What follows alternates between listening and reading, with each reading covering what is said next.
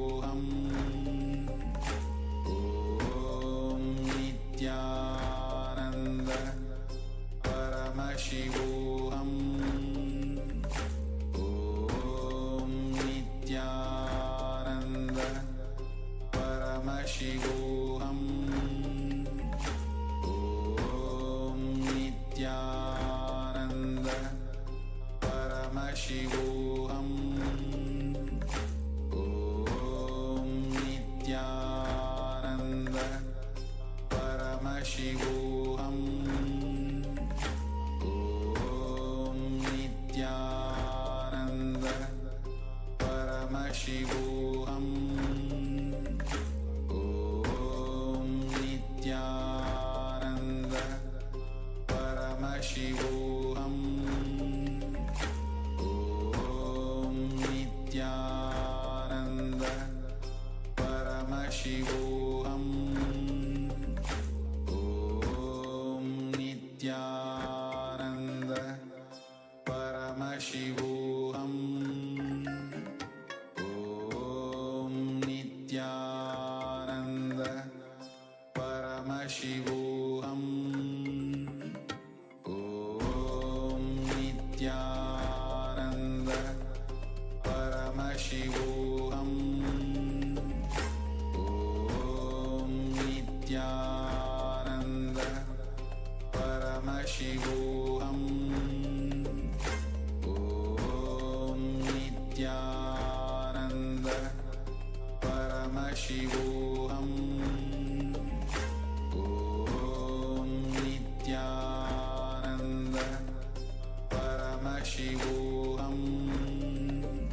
Om Nityananda Paramashivoham Om Nityananda Paramashivoham Om Nityananda Paramashivoham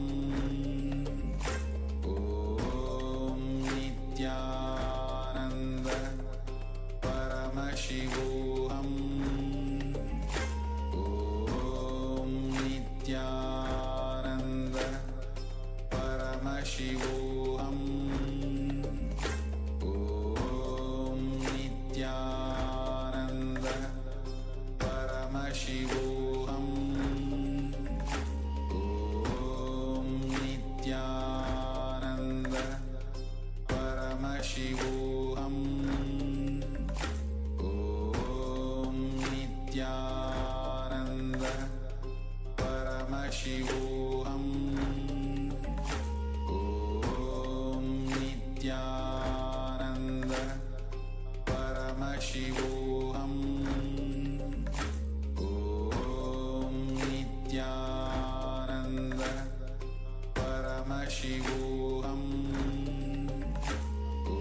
Om Nityananda Paramashivoham.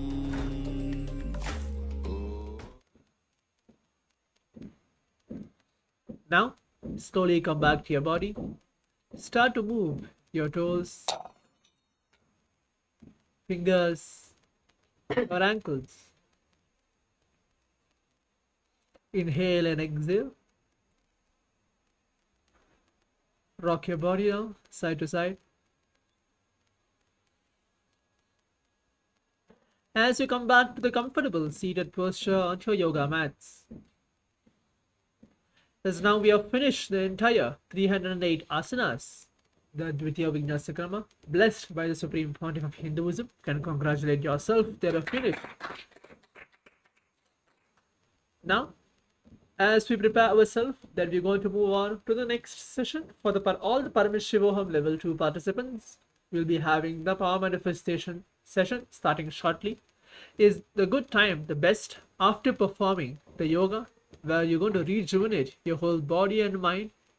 Now entering into the space to allow Paramashiva to manifest through each one of us as manifesting the Shaktis, the powers. So let's all get ready as we're coming to the conclusion of this entire yoga session. Sit straight with your head, neck and spine in a straight line. Place your hands in Namaskara Mudra onto your heart center. Remember Swamiji onto your third eye. Thanks Swamiji for each and everything which has happened till now onto our life. And we'll close the session with the Purna Mantra. Om Purnamadah Purnamidam Purnat Purnamudachyate Purnasya Purnamadaya Purnamevavasishyate. Om Shanti Shanti Shanti Harihi Om Datsat Sarvam Bhagavat Shri Nityananda Paramashiva Padukarpanamastu. Om Nityanandam.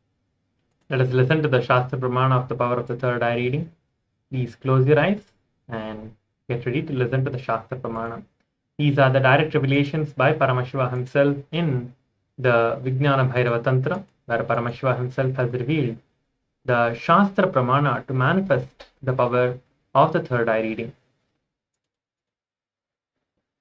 Kapalantarmanonyasya तिष्ठन्मीलितलोचनः क्रमेण मनसोदार्ध्यात् लक्ष्ये लक्ष्यमुत्तमम्. The translation: by fixing the mind on the inner space within the crown center and sitting stably without any movement, having the eyes closed in succession, by that stability of the mind and inner space through the power of the third eye, one directly sees the ultimate goal, which is the Lakshyam, by having the vision beyond the sight that reveals any object or place, attaining the space of oneness with Paramashiva, with the source.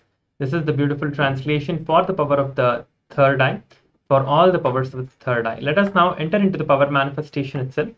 I request all the participants to close your eyes. They're going to be projecting some objects and written text on the screen. So you're going to be scanning through the third eye and seeing those objects. So let us first close the eyes. Visualize Swamiji in your third eye. Please close your eyes now and start visualizing Swamiji. Intensely chant the Mahavakya. Keep your eyes closed and intensely chant the Mahavakya now. They're going to be projecting the image, so close your eyes now. Do not open your eyes. Keep your eyes closed. And also I request all the participants to turn on your cameras. Please keep your cameras turned on throughout the session. And if you have any questions or doubts, make sure to post them in the Zoom chat or in the YouTube comments respectively.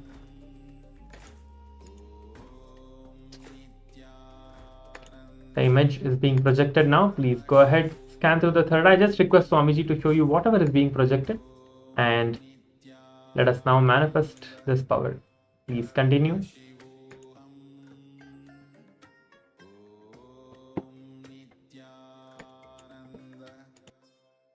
Paramashivoham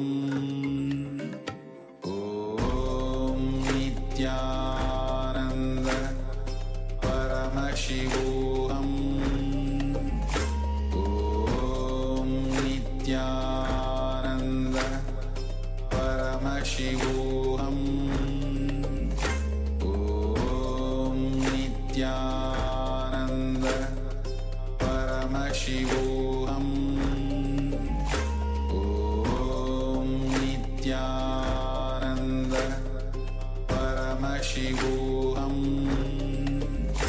Om Nityananda Paramashivoham Om Nityananda Paramashivoham Om Nityananda Paramashivoham Om Nityananda Paramashivoham Om Nityananda Paramashivoham Om Nityananda Paramashivoham Om Nityananda Paramashivoham Om Nityananda Paramashivoham